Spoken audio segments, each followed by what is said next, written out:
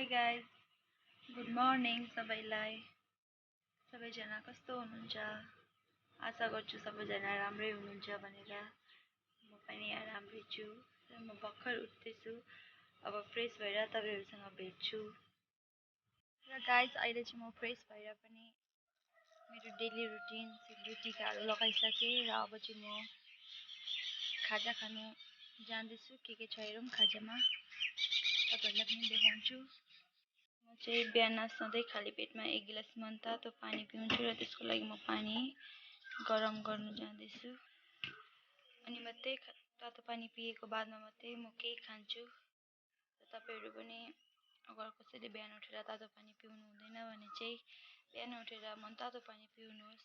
त्यसले तपाईँको शरीरको लागि निकै फाइदा पुऱ्याउँछ। सो एकछिनमा भेट्छु तपाईँलाई। र गाइस, मेरो चाहिँ पानी हल्का मनतातो भएर तातिसकेको छ। र अब म ग्यास बन्द गरेर चाहिँ यो पानी दमदम पिइहाल्छु। त्यसको बादमा म चिया बनाएर पिउँछु। गाइस, यत्रो गिलासमा चाहिँ म पानी खान्छु बिहान 1 गिलास। सो एकछिन बादमा भेट्छु तपाईँहरूसँग। पानी पिउँदा चाहिँ कहिले पनि उभिएर नपिउनुहोस्। तपाईँहरू पनि पानी चाहिँ जहिले बसेर पिउनुपर्छ। र अनि मात्रै त्यसले आफ्नो शरीरमा केही फाइदा पुऱ्याउँछ। उभिएर पिउँदा चाहिँ तर्किने डर हुन्छ। त्यसै कारणले गर्दा पानी जहिले पनि बसेर पिउनुहोस्। र मैले चाहिँ पानी बिहान उठेर खाली पेटमा, पहिला चाहिँ निकै गाह्रो हुन्थ्यो पानी खतम गर्नु। अहिले चाहिँ बानी भएर गाइस एकैतालमा खतम हुन्छ 1 गिलास पानी चाहिँ। पानी त 1 गिलासभन्दा पनि धेरै पिउनु पर्ने, तर मलाई चाहिँ बल्ल बानी गर्दा गर्दा अहिले 1 गिलासमा पुगेको छु। त्यसरी नै ट्राई गर्दा गर्दा फेरि 2-3 गिलासमा पुग्छु कि बिहान चाहिँ। गाइस, अब चियाहरू बनाउँछु। तपाईँहरू हेर्दै गर्नुहोस् म के गर्छु। अब बिहान भयो, बिहानको स्टार्ट भयो रुटिन। के गर्छु तपाईँहरूलाई पनि देखाउँछु। सो हेर्दै गर्नुहोस्।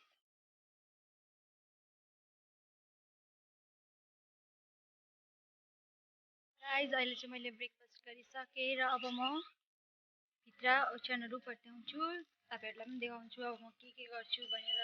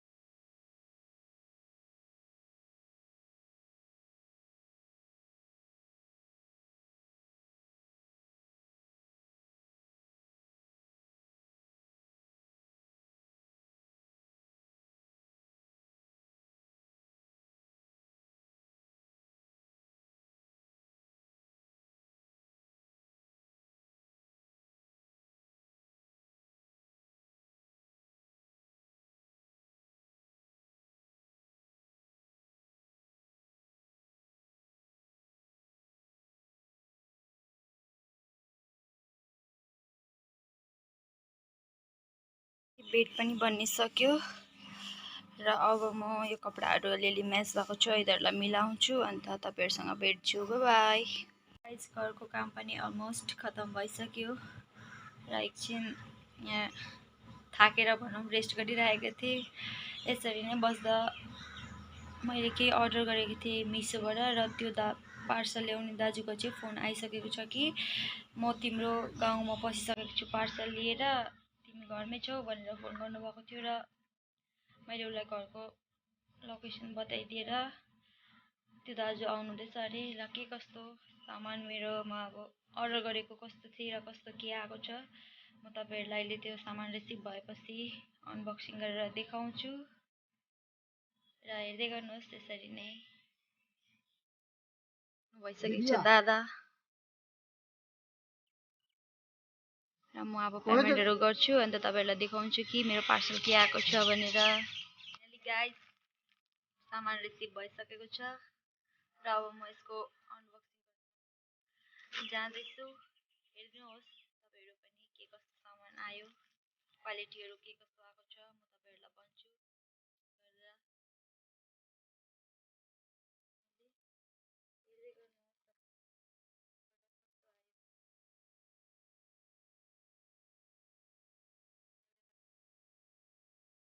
अर्डर गर्नु त यही अर्डर गरेको थिएँ, तर आउनु चाहिँ अब कपडा क्वालिटी भन्छु।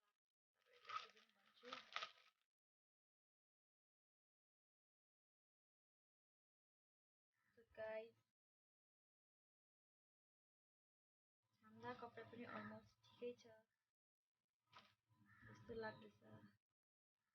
मैले चाहिँ यो over size T shirt order गरेको थिएँ र यो यतिको आएको छ। अब म तपाईँहरू र गाइस अहिले चाहिँ घरको कामहरू पनि सबै सकिसक्यो र अब चाहिँ कलमा पानी पनि आइसकेको छ र म चाहिँ अब नुहाएर फ्रेस हुन्छु, नुहाउँदै गरेर लन्च गर्छु अन्त तपाईँहरूसँग भेट्छु है त। नुहाइ गरिसकेर पनि लन्च गरिसकेँ र लन्च गरिसकेर चाहिँ कपाल सुकाउँछु भनेर एकछिन बाहिर निस्केको थिएँ। यस्तो वेदर त पुरै पानी पर्न आँटेको जस्तो भइरहेको छ र अब एकछिनमा कपडा सपडा उठाउँछु अनि फेरि तपाईँहरूसँग भेट्छु। अब पानी त पर्न लाग्यो। चाहिँ खाना खाएर आधी घन्टा जति सुतेर पनि उठेर हेर्दा त बाहिर वेदर साह्रै नराम्रो भइरहेको रहेछ। पानी पर्नलाई होला सायदै, यस्तो भइरहेको छ।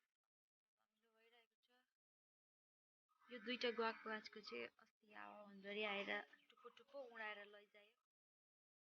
लैजायो मिन्स झारिदिएको थियो अनि तिनटाको चाहिँ सलिडै छ र यस्तै छ। अब एकछिनमा भिडियो कन्टिन्यू गर्छु। स्टार्ट गरेँ मैले चाहिँ आज व्हाइट नुडल्स बनाउनु गइरहेको छु र हेर्दै जानुहोस् के कसरी बनाउँछु। समातेर सामानहरू केही रेडी गर्नु मलाई अलिकति अप्ठ्यारो हुन्छ र मैले सबै कुरो काटेर तपाईँलाई देखाउँछु फेरि। र गाइस अहिले चाहिँ मेरो नुडल्स बोइल हुँदैछ, काटेपछि म तपाईँहरूसँग भेट्छु, तपाईँलाई देखाउँछु फेरि के गर्छु भनेर।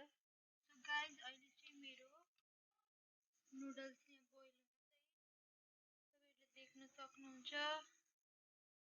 अब म यो बोइल भइसकेको छ, यसलाई म तार्छु अन्त तपाईँहरूलाई फेरि देखाउँछु कि त्यसको अघि म के गर्छु भनेर। हेर्दै गर्नुहोस्। नुडल्स यहाँ धोएर रेडी भइसकेको छ र यसमा हाल्नुको लागि मैले टमाटर, प्याज, खोर्सानी र अलिकति लसुन काटेर यहाँ रेडी गरेको छु र एक प्याकेट अजिनामोटो छ र यहाँ चाहिँ सोया सस र भिनेगर छ र अब यसलाई म फ्राई गर्नु जान्छु।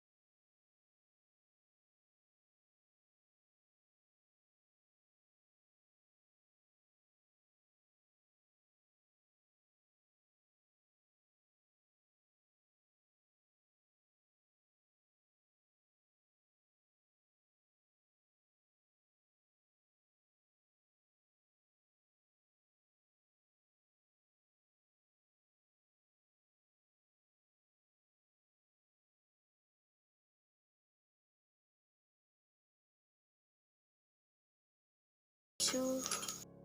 सो गाइज डिनर चाहिँ हाम्रो यहाँ रेडी छ। यहाँ अचार छ, यहाँ मम्मीको चाउमिन यहाँ छ। र अब हामी चाहिँ डिनर गरेर भेट्ने। सो गाइज अहिले डिनर पनि गरिसक्यौँ हामीले र अब यतिकै रेस्ट गर्ने, टिभी हेर्ने एकछिन।